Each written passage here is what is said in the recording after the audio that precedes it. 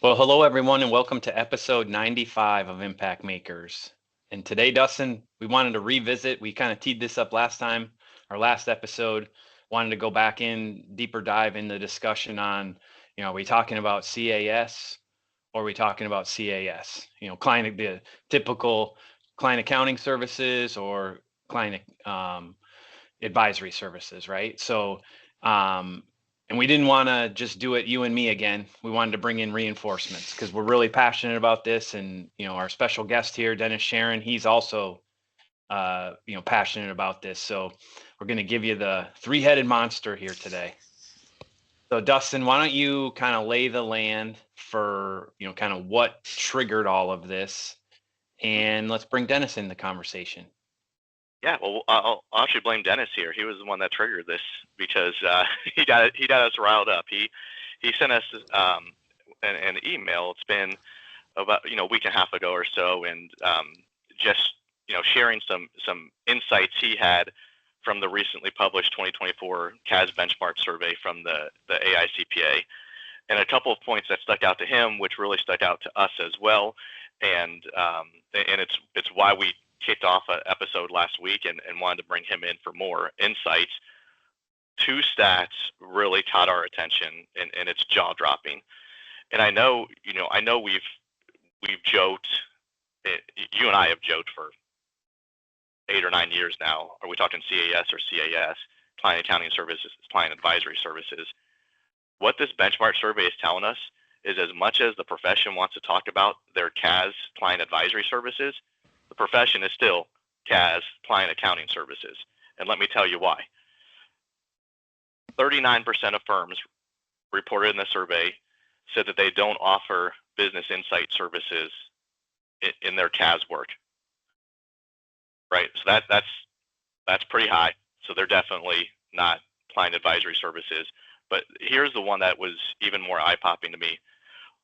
Fewer than 1/3 of firms reported that they had more than 10% of their CAS revenue come from business insights, so advisory, or bundles that would include that advisory, so service bundles with that advisory. Fewer than 1/3 of firms.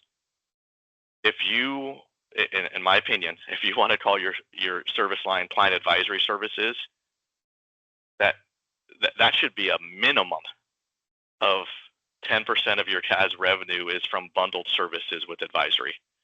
And so that was really low in our opinion, and why we want to dive more into this and share our perspectives.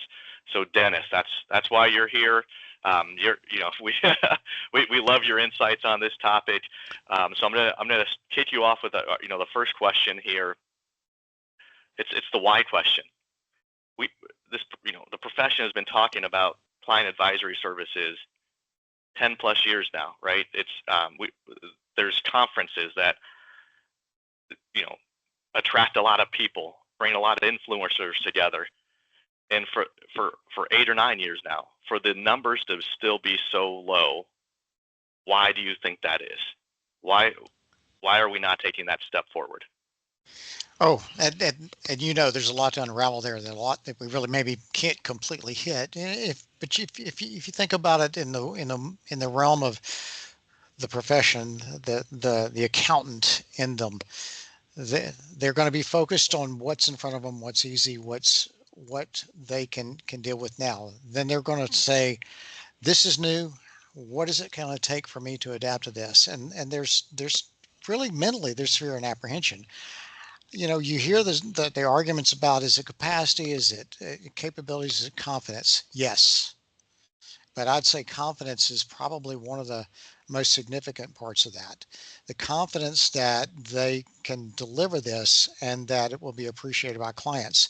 And the other thing that sort of goes with that, if you ask me, is that when they go to offer this, they want to just maybe step in the edge of the pool, but the problem is we tend to stay there, um, or they want to try to blanket put it out as a service to everyone, and it is not for everyone.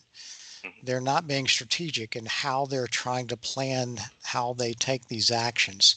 And that's where it comes in, that the capacity. There just needs to be some capacity of people who can do this work, who can ask the open-ended question, who can ask the curious question, and who can help understand what clients are seeking. And that's a different mindset than what we're taught going into this profession.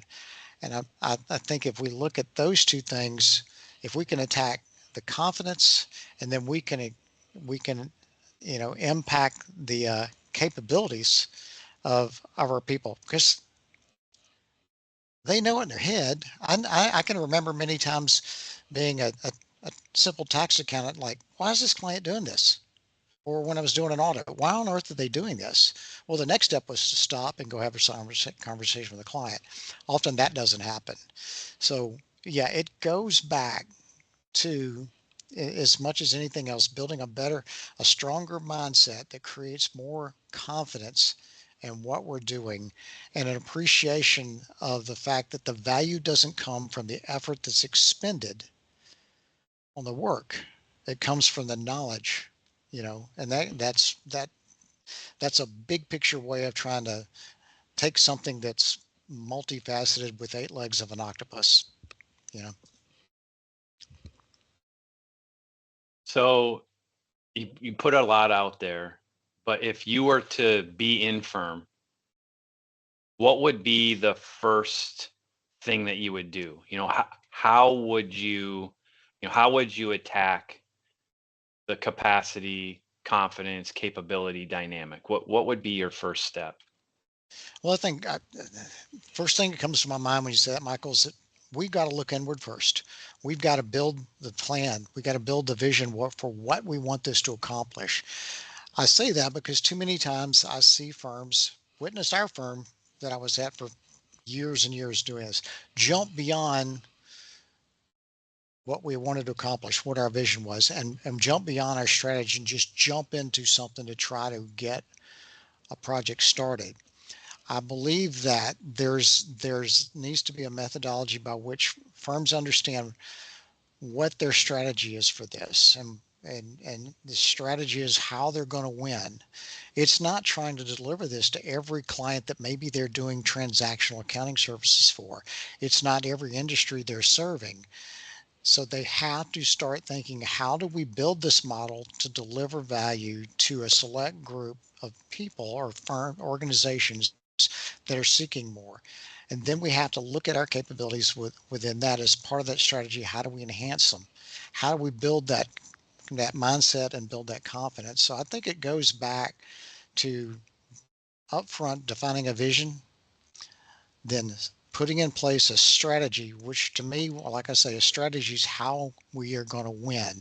A strategy is not a step by step tool, that's an action plan. But you can't take action until you really know what your strategy is and what your vision is. And I think firms have to do this. And part of that strategy is building confidence within their organization and how they're going to do it. And that's and I there's no simple way. There's no simple way to do this or carry it out. And I think that it has to take that model and it has to move forward with that. And through that, I think that's how you'll build confidence within your team, because you're saying, we're going to narrow it down. We're going to pick what are, right now, every firm that's doing client accounting work could select 5 industries that they're experts in. I can think right now that probably most of them are in not-for-profit. A lot of them may be in medical and professional, construction, and retail. That's probably 4 right there that they most firms could then focus. How can we be better at serving these clients? How can we have better conversations with them to help them accomplish what's important to them? Because I think that's the last thing I'll point out here, is that it must be we understand what's important to the client, not what we think is important to the client, because then we probably aren't helping them achieve their vision. But if we understand, if we've had those conversations about what's important to them, what they're trying to accomplish, then we make sure we're giving them insights that help them on that path. It's not rocket science. I don't think it's rocket science at all. But it is. I think it does require us to have a different mindset for how we approach it. than what we've learned. You mentioned value a couple of times when you were talking about vision and strategy, and then what you just went into about understanding the client. That's getting that understanding what is of value to them as well, correct? Right. Absolutely. So what opportunities do you see? What's the opportunity present by understanding value better from a client point of view? So not every client thinks the most important thing is making a profit in their organization. Uh, a lot of them have different goals and objectives for what they want their organization to accomplish. Some of them are more community oriented. Some of them are more growth oriented. Some of them want to build a legacy. Some of them want to build a heritage. Some of them want to pass something down to their children. We some of them want to make an impact in their community or in their state. They want to do things that are positive. It's not just about revenue and profit. And the better we understand what's important to the client, if we ask a client, well, what's your vision? What do you want to accomplish? He says, well, I've got two children. One's 12, one's 10. I want to make sure my business is successful enough where I can pay for their college education wherever they want to go. And then if they want to be a part of this organization, we bring them into it. But if they don't, we'll move on and do something different. That doesn't have anything to do with making a profit. The profit is a result of the efforts and the strategies you carry out to make your organization achieve a goal. And I think that's what comes to mind just off the top of my head when you ask that question. So Dustin, here's what I heard, and I want you to make it better. So start, if you want to do something different and you really want to be an advisory first firm, you have to craft a vision of what advisory first firm means for you. And then with that vision, and what that vision is going to do is that's the backdrop for what's my target client. So I'm not just chasing a new client that I can just do their accounting work for. So if I define my vision, I'm selecting my client.